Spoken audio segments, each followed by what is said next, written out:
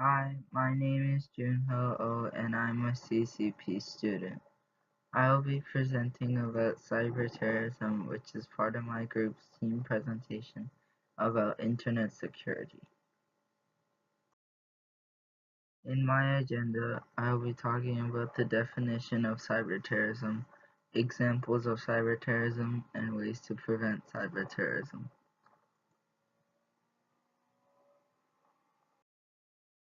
The concept of cyberterrorism is relatively new. Some define it broadly as terrorist activities intended to damage or disrupt vital computer systems, according to Merriam-Webster. One of the most accepted definitions of cyberterrorism comes from the FBI, which is one that leaves room to include the continuous change in cyber attack strategies and tactics adopted by terrorists. According to the FBI, cyberterrorism is the premeditated, politically motivated attack against information, computer systems, computer programs, and data which results in violence against non-combatant targets by subnational groups or clandestine agents. Compromising consumer info or ID theft are not considered cyberterrorism. Cyberterrorism is about inflicting massive damage to infrastructure, such as power grids, or stealing large amounts of money from banks. I'll talk more about this later. A couple of facts about cyberterrorism. The word cyberterrorism was first used by Barry Collin in the late 1990s. As you can see, the concept is quite new. There are two big motives for cyberterrorism. One is to get money out of the attack. The second one is politically motivated to influence governments of different countries. As the world becomes more and more reliable on information technology, countries become more vulnerable to cyber attacks and terrorism.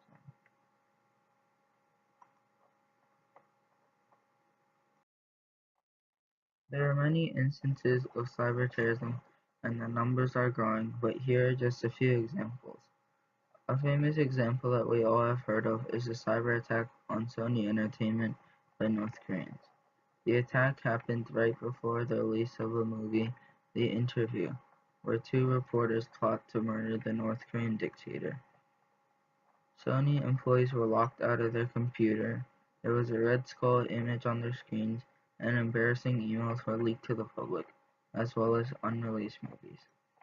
On the right corner you can see the actual screenshot of what the Red Skull image looks like. In 2012, Al-Qaeda released a video calling for cyber attacks against the United States' critical infrastructure. In 2016, North Korea stole $81 million from the Bangladesh Central Bank. And in 2018, the US found malware in operating systems of several US energy companies and accused Russia of cyber attacks.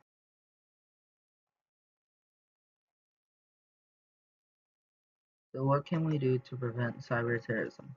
As the objective of cyber terrorism is to inflict damage to infrastructures, it is important to keep backups of systems and databases.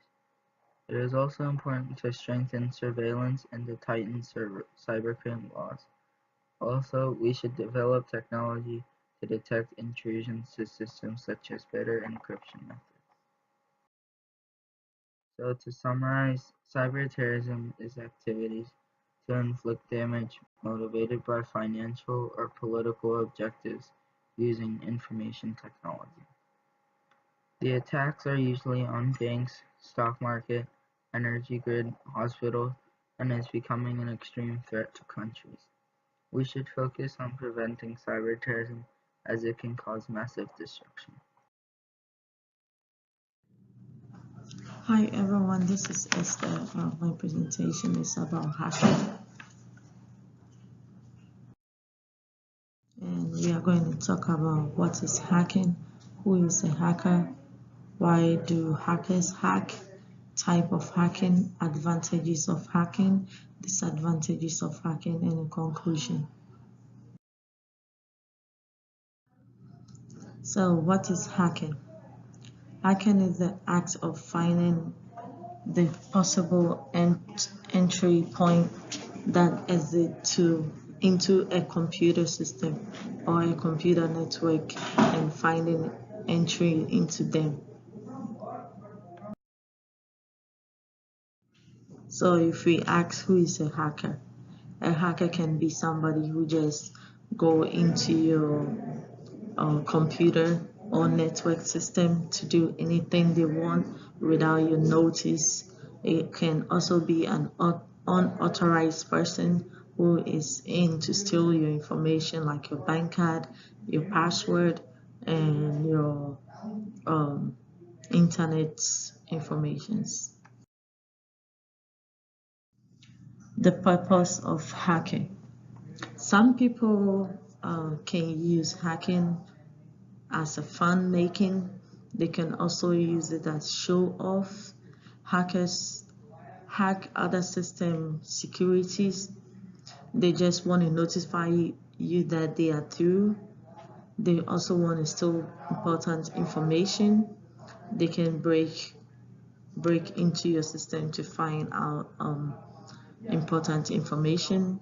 They can also damage your system. Type of hacking.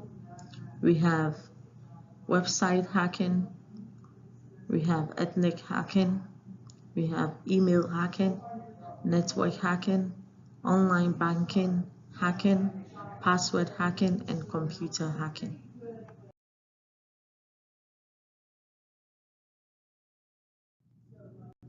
Advantages of hacking. We can always get the advantages of hacking, and some advantages can be to recover lost information, especially when you have lost your password. One of the advantages can also be to perform prevention testing to strengthen computer and network security. One of the advantages also can be to have a computer system that prevents hackers from gaining access to. And you can also use it as preventing measures in places to prevent security breaches.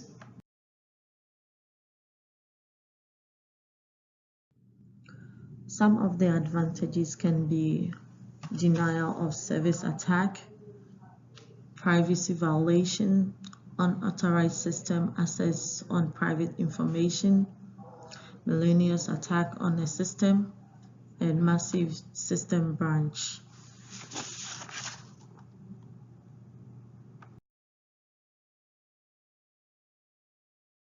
I will say do not respond to any fake email. Always keep your password protected, and be on the lookout on online transactions. Whenever you are doing a transaction online, make sure you are on a safer part, and you can also make the use of fingerprint, because that will also help you from keeping your password safe.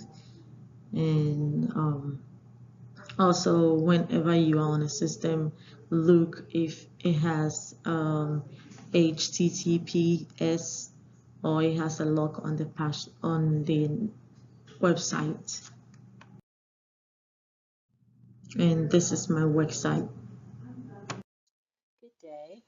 I am presenting on Internet Security Malicious Script.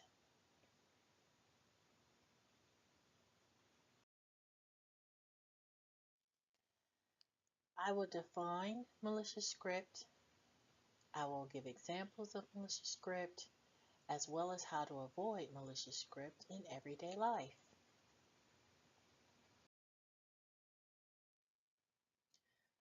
Defining malicious script. Malicious script are codes, fragments that can be hidden in legitimate websites where the security has been compromised. Individuals often are not aware that they are being baited, since the website is known to be a trusted site. Cybercriminals can execute malicious code on the user's system by exploiting some of the multiple vulnerabilities in the browsers, operating system, third-party applications, or in the website itself that allows them to place the exploits in the first place. It's also a social network attack in which copying and pasting some text into the address bar executes code that creates pages and events or sends spam out to your friends. Here are a few pictures and examples of how that looks.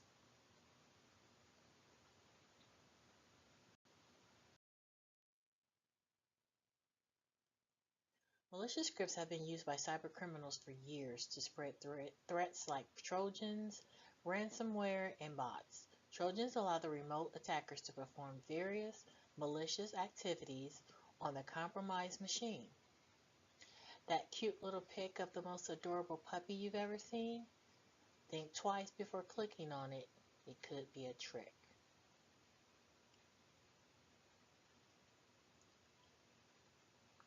Always be sure the image files are innocent before clicking on them, because hackers hide malicious code inside the pixels of an image, such as that cute little puppy or cat, hiding a malware exploit in plain sight to infect target victims.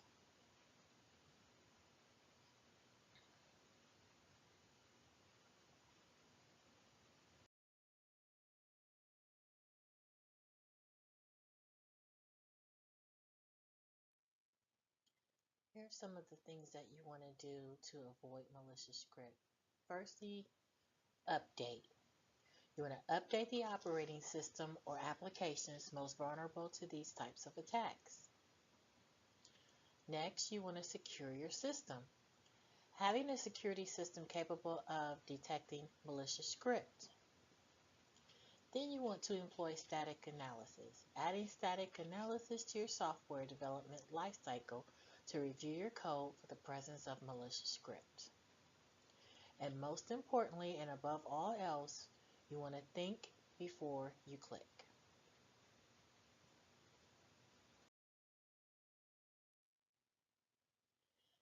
In conclusion, malicious script gives a user remote access to your computer, which can become a security threat if exploited by a hacker. These threats can be done in the form of a click on a link or a harmless looking picture. To avoid this harmful script, be careful what you click on. Be equipped or face malicious script. Thank you.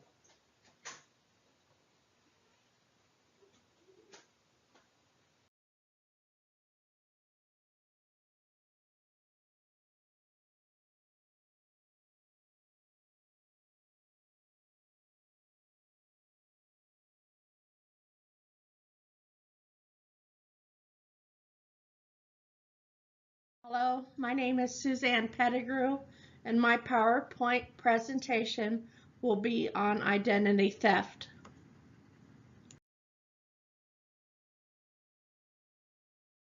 My agenda is what is identity theft and how to prevent it.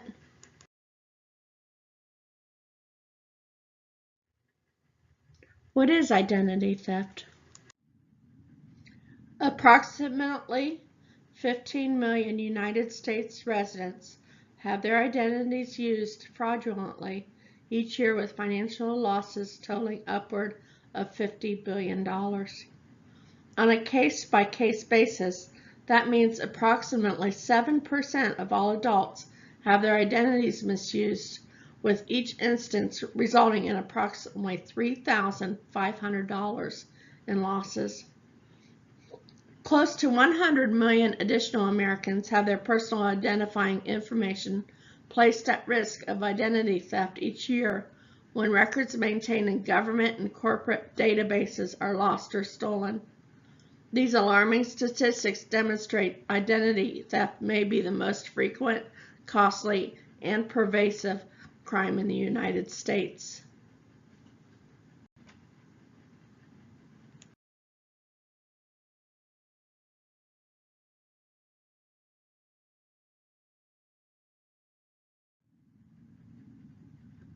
A conviction for an identity theft crime can result in a significant incarceration sentence. In general, a conviction for a misdemeanor offense can lead up to a year in jail, while a felony sentences can result in several years or more in prison fines.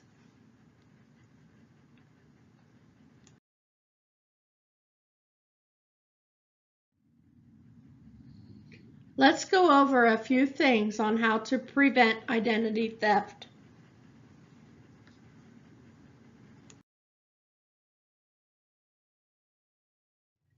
You'll need to create a strategy.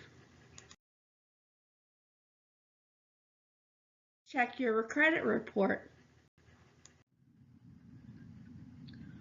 If you use the site annualcreditreport.com, you can request a free credit report up to 3 times a year.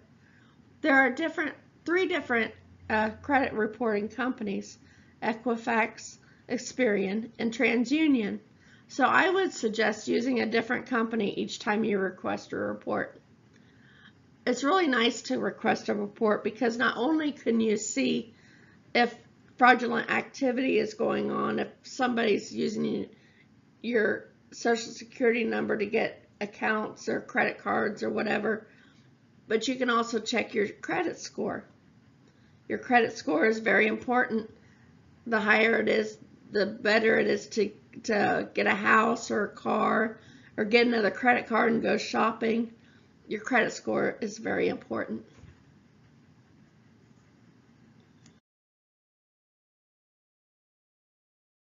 Change your passwords frequently.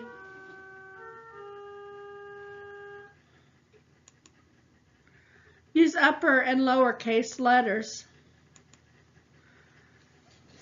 You put numbers in the middle of it, mix them all up. Just make it creative. Use special characters like the @ sign, a $sign, the asterisk, question mark. Use different things. Just make it hard for somebody to guess what it is. And change your passwords regularly. Like every couple months, just go through and change them all.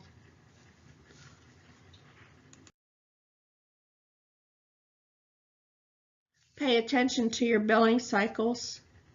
Make sure that you're getting your credit card statements every month.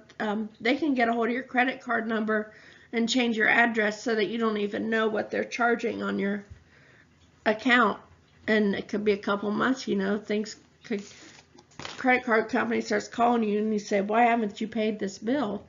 Well, it's because I haven't gotten a bill because somebody stole your credit card information.